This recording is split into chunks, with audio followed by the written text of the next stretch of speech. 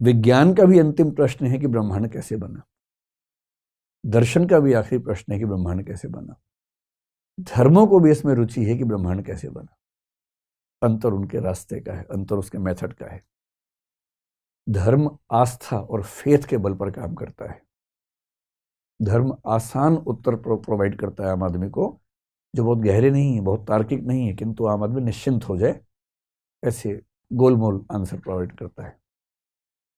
दर्शन तार्किक उत्तर देता है मकड़ी के तरीके से, और विज्ञान अनुभविक एम्पायरिकल एविडेंसेस इकट्ठे करने के बाद तब जजमेंट निकालता है, और विनम्रता से मानता है कि कल को मैं गलत साबित हो सकता हूं।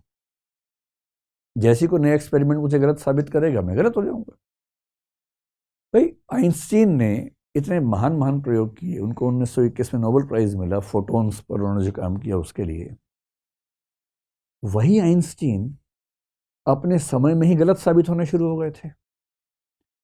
आइंस्टीन के समय में क्वांटम फिजिक्स का जब एक प्रयोग हुआ, डबल स्लिट एक्सपेरिमेंट उसको बोलते हैं, और कुछ और प्रयोग हुए आइंस्टीन के समय में। एक प्रयोग हुआ जिसको क्वांटम एंटेंगलमेंट आजकल एक कंसेप्ट है, जिस पर 2022 का नोबेल प्राइज मिला है फिजिक्स का, आइंस्टीन के समय में आया। और आइंस्टीन ने दो और वैज्ञानिकों के साथ मिलकर एक ईपीआर पैराडॉक्स का जिक्र किया और कहा कि क्वांटम फिजिक्स के नियम गलत हैं क्योंकि ये फिजिक्स के बुनियादी नियम के खिलाफ हैं। खारिज कर दिया।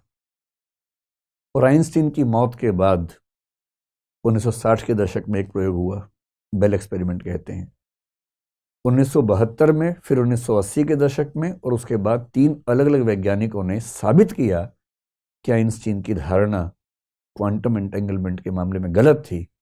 और इन 3 वैज्ञानिकों को, जो अलग अलग समय में काम कर रहे थे, एक साथ 2022 में नोबेल प्राइज देना पड़ा क्योंकि वो आइंस्टीन की गलती को ढूंढ पाए।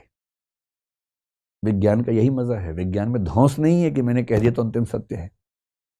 विज्ञान में न्यूटन भी गलत साबित हो सकता है, आइंस्टीन भी गलत साबित हो सकता है, हर कोई गलत साबित होता है। डार्विन गलत साबित हुआ कई मामलों में, लेकिन कई मामलों में शानदार है। धर्म में इतनी आज़ादी नहीं होती है, दर्शन में होती है, विज्ञान में होती है। इसलिए तीनों का मूल प्रश्न यही है, और दर्शन ने इसमें क्या संभावनाएं ढूंढी, हमें इनको समझना है। ध्यान रखिए, विज्ञान बाद की बात है, शुरुआती प्रयास दर्शन के लोग कर रहे हैं। आगे चल के विज्ञान ने उसमें से बहुत सारी चीजों को अपने हाथ में ले लिया और अच्छे से लिया। मेटाफिजिक्स या दर्शन का अंतिम प्रश्न जो है कि अंतिम सत्ता किसकी है, जो अल्टीमेट ट्रुथ या अल्टीमेट एग्जिस्टेंस है, वो किसका है। इस प्रश्न के बेसिकली 2 प्रश्न हैं, इसको 2 प्रश्नों में तोड़ लेते हैं। एक प्रश्न ये है कि अल्टीमेट एग्जिस्टेंस कितने हैं, नंबर कितना है। अंततः जितनी सत्ताएं हैं उनका नंबर कितना है, एक ही है या ज्यादा है या 2 हैं या 10 हैं कि 50 हैं कि 100 हैं कि 1000 हैं। एक तो ये सवाल है। और दूसरा ये कि जो अंतिम सत्ता है उसकी नेचर क्या है। नेचर का मतलब वो कैसी है सत्ता, उसका नाम क्या है, उसकी विशेषताएं क्या है, इसको बोलते हैं nature of the ultimate reality क्या है। अब स्वाभाविक सी बात है कि जिज्ञासु व्यक्ति के मन में दोनों प्रश्न साथ साथ ही आए होंगे। ये एक ऐसा तो है नहीं कि एक प्रश्न पहले एक बाद में आएगा, साथ साथ ही आए होंगे। और जब हम सोचते हैं तो हमारे पास सोचने के 2 तरीके होते हैं सामान्य रूप से, तीसरा बाद में आता है। कोई आपसे पूछे कि भाई इस संसार में अंतिम सत्ताएं कितनी हैं, तो एक नजर में तो भाव ये आता है कि भाई इतना वैविध्य, डाइवर्सिटी दिख रही है, सब तो सत्य ही है, हम किसे खारिज करें। तो पहला आंसर स्वाभाविक रूप से अधिकांश लोगों के मन में आता है, जिसको हम बोलते हैं प्लूरलिज्म, यानी कि अनेकवाद या बहुत्ववाद। यानी बहुत सारी अंतिम सत्ताएं हैं, एक नहीं है, 2 नहीं है, बहुत सारी अंतिम सत्ताएं हैं। सरल भाषा में कहें, लोहा भी अंतिम सत्य है, लकड़ी भी अंतिम सत्ता है, पानी भी अंतिम सत्ता है, आग भी अंतिम सत्ता है, हवा भी अंतिम सत्ता है। मैं कैसे कह दूं कि हवा और पानी एक ही है? मैं कैसे कहूं कि आग और पानी एक ही है? अलग अलग है। और जब इतनी सारी चीजें अलग अलग हैं तो ये मान लेते हैं कि अंतिम सत्ताएं बहुत सारी हैं, इसमें कहाँ कोई दिक्कत है। अच्छा, जब आप कहेंगे बहुत सारी हैं, आम आदमी को बहुत सारी दिख रही हैं, तो आपको भाव क्यों देगा? सोचेगा आप तो वही कह रहे हैं जो मैं भी देखता हूं, फिर आप किस बात के दार्शनिक हुए? तो दार्शनिकों को और धार्मिक लोगों को ना इससे चैन नहीं पड़ता है। उनको लगता है ना, इतनी सारी डाइवर्सिटी के मूल में कुछ तो होना चाहिए, कुछ तो होना चाहिए, और मन करता है कि किसी एक पे ही सारा थोप दे। एक आते ही ना मन को बड़ा एक संतोष मिलता है कि चलो फाइनली पता लग गया कौन है। ये वाला सेटिस्फेक्शन इतना परेशान करता है कि कुछ लोगों ने कहा ना भाई, अंतिम सत्ता केवल एक है, और जिन्होंने कहा कि अंतिम सत्ता केवल एक है, इनको बोलते हैं मोनिज्म या मोनिस्ट, यानी एकवाद। एकवाद सिंपल, अनेकवाद एकवाद। अनेकवाद वो हैं जो कहते हैं कि अंतिम सत्ताएं बहुत सारी हैं। एकवाद या एकवादी लोग वो हैं जो कहते हैं कि अंतिम सत्ता एक है, बस। लेकिन इस बीच में कुछ और लोग उभरे और बोले कि ना, अंतिम सत्ता ना तो अनेक है ना एक है, बल्कि दो हैं, और इनका नाम पड़ गया ड्यूअलिज्म या द्वैतवाद, जिसका मतलब है कि अंतिम सत्ताएं दो हैं। अब आप सोचेंगे कि दो का लफड़ा कहां से आ गया? अनेक समझ में आ रहा है कि बहुत सारी हैं। भाई जैसे आप यहां पर इतने सारे लोग हैं, मैं कैसे कह दूं कि मतलब लक्ष्मण जो है और जो दूसरा व्यक्ति है संजीव है एक ही व्यक्ति है? नहीं, अलग अलग व्यक्ति हैं, आप सब अलग अलग व्यक्ति हैं। और यदि मुझे सबको रिड्यूस करना है तो मैं एक में ही करूंगा ना, कि एक ईश्वर है, उसी ने आप सबको बनाया। ये दो की बात कहां से आ रही है? लेकिन दर्शन में खास समस्या है, जिसकी वजह से कुछ लोग ड्यूअलिज्म की बात करते हैं, और उनकी मजबूरी है करने की। क्यों करते हैं? अगर आप ड्यूअलिज्म का आंसर सुन लेंगे तो बात सारी स्पष्ट हो जाएगी। ड्यूअलिज्म कहता है कि एक सत्ता है मैटर की और एक सत्ता है कॉन्शियसनेस की। मैटर को हिंदी में बोलते हैं जड़ पदार्थ या भौतिक पदार्थ। कॉन्शियसनेस को हिंदी में बोलते हैं चेतना या चेतन पदार्थ या चेतना कह लीजिए उसको। ये सारा खेल कैसे हो रहा है, अगर इन दोनों को समझेंगे तो पूरी कहानी स्पष्ट हो जाएगी, पूरी की पूरी कहानी स्पष्ट हो जाएगी। क्या कहानी है? देखिए, ये मैटर कॉन्शियसनेस की कहानी कैसे काम करती है। इस दुनिया में जितनी चीजें हैं ना, हम कोशिश करते हैं सबको सेट करते हैं कि एक के अंदर ही सेट हो जाए, कोशिश करके देखते हैं, ठीक।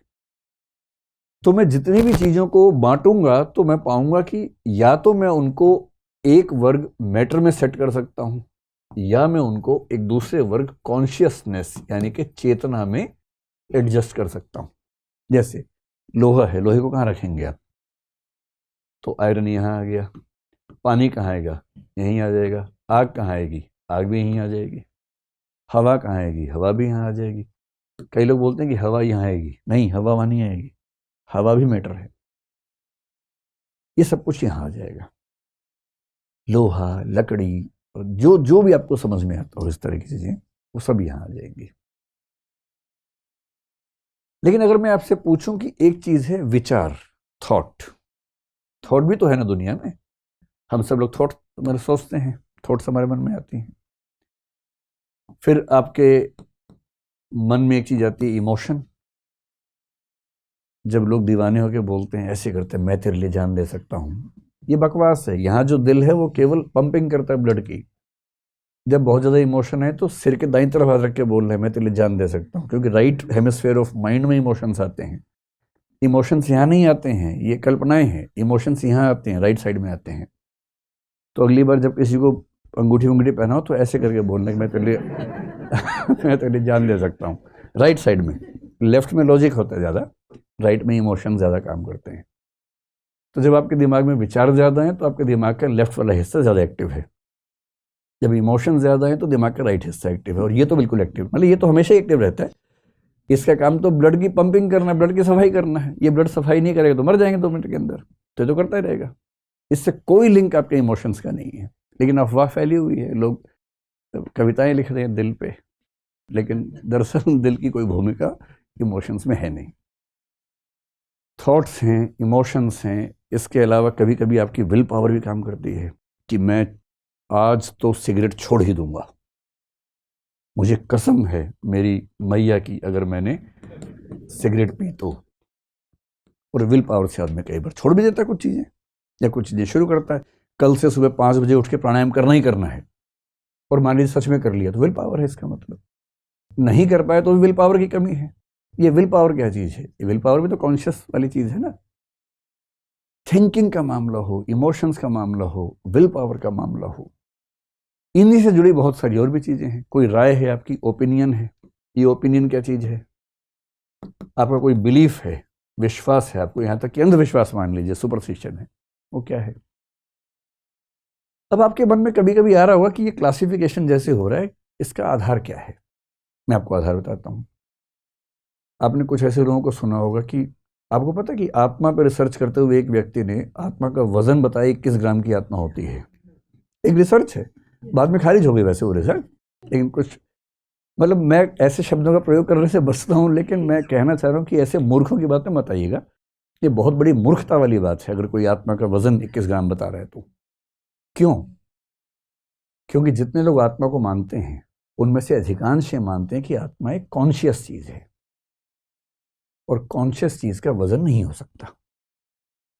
इसलिए आत्मा का वजन बताना एक तरह का गधापन है, अगर आप उसको कॉन्शियस मान रहे हैं तो। हालांकि कुछ लोग आत्मा को कॉन्शियस नहीं भी मानते, वो ऐसी बात करें समझ में आता है, लेकिन जो कॉन्शियस मानते हैं, जो कि ज्यादातर लोग हैं, आपने ये भी सुना होगा कि एक बार एक आदमी मरने वाला था, उसके कमरे की सारी खिड़कियां दरवाजे बंद कर दिए गए, कोई जगह नहीं छोड़ी गई, और जैसे ही वो मरा कांच टूट गया। मुझे नहीं पता कांच क्यों टूटा, टूटा कि नहीं टूटा, लेकिन अगर टूटा है तो उसकी वजह कुछ और रही होगी, ज़्यादा गर्मी हो गई होगी, ये सब वजह रही होगी। क्योंकि आत्मा को निकलने के लिए कांच तोड़ने की जरूरत नहीं, क्योंकि आत्मा विचार जैसी है। एक बात ऐसी हुई कि कमरा बंद है, विचार नहीं आ रहे मेरे मन में। अब सोच के देखिए, या शीशा लगा से धूप नहीं आ रही, धूप तो भौतिक वस्तु है। जब धूप जैसी भौतिक वस्तु, धूप क्या है, प्रकाश क्या है, इलेक्ट्रोमैग्नेटिक वेव है, जिसको आइंस्टीन ने साबित किया कि प्रकाश केवल वेव नहीं है, पार्टिकल भी है, फोटॉन्स उसका नाम दिया, उसी में नोबेल प्राइज मिला उसको। धूप जैसी चीज जो प्रकाश है, जो कि भौतिक वस्तु है, जब वो शीशा तोड़े बिना अंदर आ सकती है, तो चेतना, शुद्ध चेतना, जिसका मतलब है विचार, भावना। और कोई अगर आपसे ये कहता वो देखे ना कि मैं बहुत परेशान हूं, कमरे के अंदर बंद हूं और मुझे याद नहीं आ रहा कुछ भी, मेरे विचार बाहर छूट गए थे और मैं अंदर आ गया हूं, मुझे अपने विचार लाने के लिए बाहर जाना है, दरवाजा खोल दो या खिड़की खोल दो ताकि विचार आ सके अंदर। ये कुछ कुछ वैसी बात है। इसलिए ऐसे लोगों की बात में नहीं आना है, तर्क का प्रयोग करना है, दिमाग का इस्तेमाल करना है।